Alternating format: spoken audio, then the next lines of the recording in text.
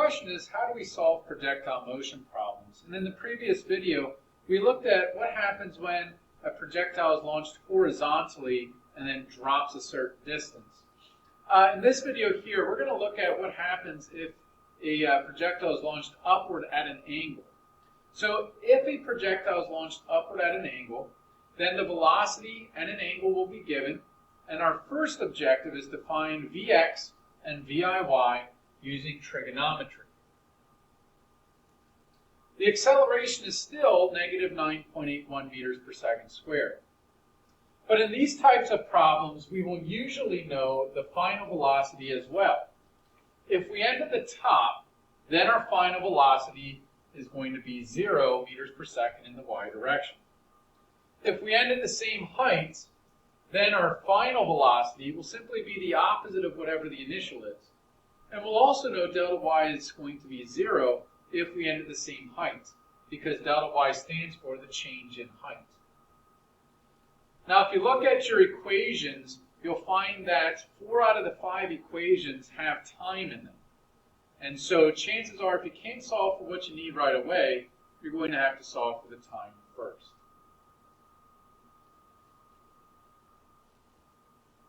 Let's look at a problem together to see how all this goes together. In this problem, we have a baseball player hits a baseball at a speed of 35 meters per second at an angle of 40 degrees. We want to know how much time does it take the baseball to reach its maximum height, and then what is the maximum height of the baseball. Now, the first objective here, the first thing we need to do is break our velocity vector, which we were given a velocity of 35 meters per second at an angle of 40 degrees.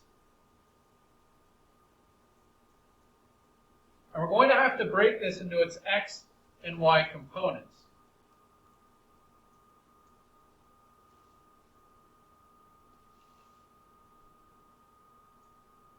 Now this is our initial y velocity because it is the velocity at the beginning of our trajectory. Now to solve for the x and y components, we're going to have to use our trig. We'll have to use SOHCAHTOA.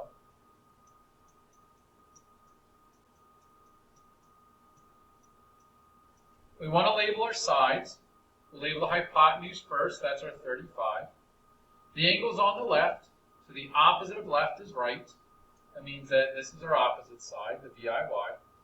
And then the one remaining, our Vx, is our adjacent side. Let's solve for the x velocity first. That's the adjacent. And so we know the hypotenuse. We're going to use the cosine. Cosine of 40 degrees is equal to Vx over 35. Remember that this cosine simply represents a number. You can either look it up on your trig table, type it into your calculator, and we get that it is 0.766.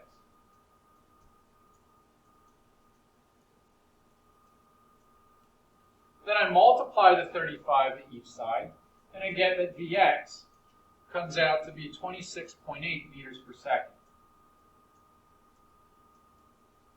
I'm going to put this into my chart over here. Vx is 26.8 meters per second. Next, let's solve for Viy. Viy is the opposite side. Again, we have the hypotenuse of being 35. So we're going to use the sine.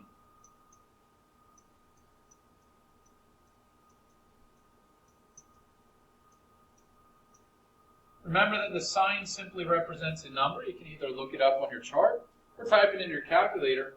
And the sine of 40 is 0.643.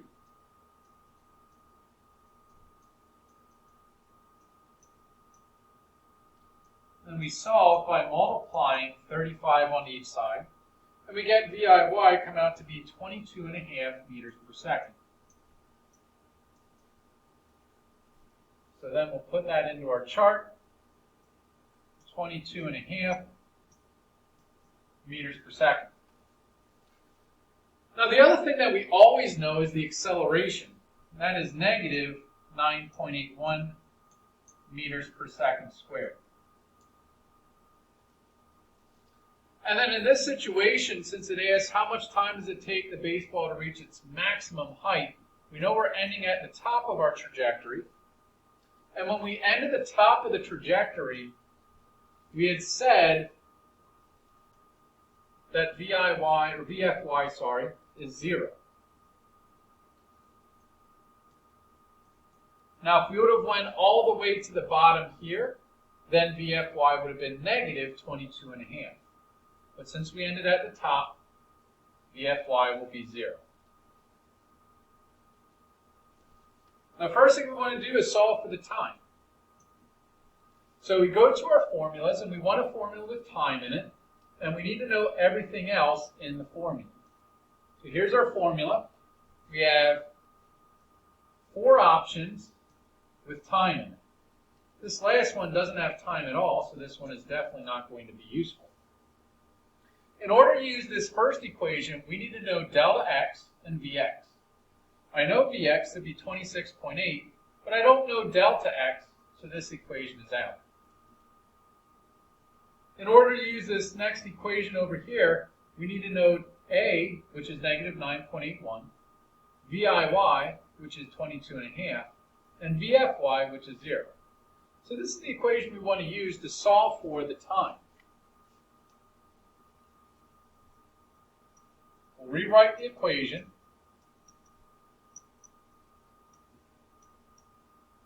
And then we'll make our substitutions. VFY we said was 0. VIY was 22.5.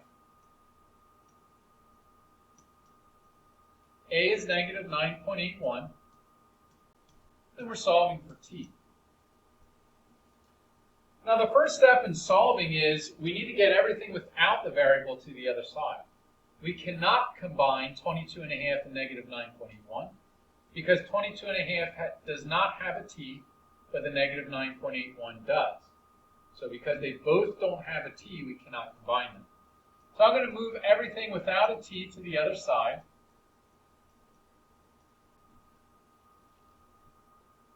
And on the left-hand side, I'll have negative 22.5 equals negative 9.81 times t.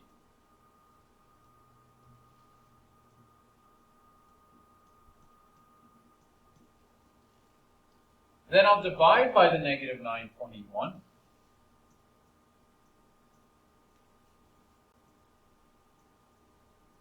Here they'll cancel out.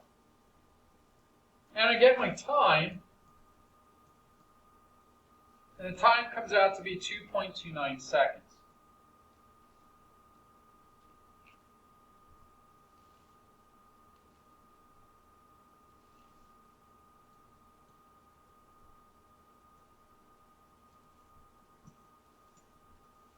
Now that's our answer for part A. Part A asks, what was the time? For part B, we're asked, what is the maximum height of the baseball? So for maximum height, height is a y component, the y direction, and we want to find the distance in the y direction. We want to find that delta y. So we go to our formulas. We're going to solve for delta y. So this first equation is out. And the second equation is also out because neither of those have delta y. These three equations here at the end all have delta y, and all of them are actually going to be able to be used. We know VIY, we just solved for t to be 2.29, and we know A is negative 9.81. So this equation can be used. Same thing with the second equation that's optional. VIY is 0, or I'm sorry, VIY is 22.5, VFY is 0, and the time is 2.29 seconds. So that one is also acceptable. The third one is acceptable as well because VFY is 0, VIY is 22.5, and A is negative 9.81. Now out of the three, you simply want to choose whichever one looks easiest to you. In my opinion, I think this one looks the easiest.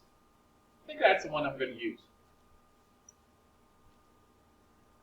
So we rewrite the formula, delta y equals 1/2 times VIY plus VFY times the time.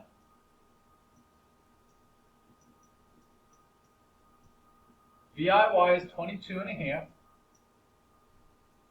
VFY is 0. And the time we just solved for over here, 2.29.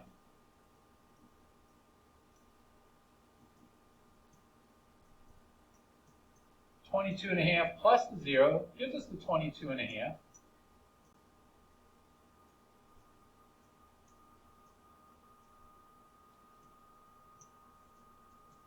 Now we take half of that times 2.29. We get an answer of 25.8 meters.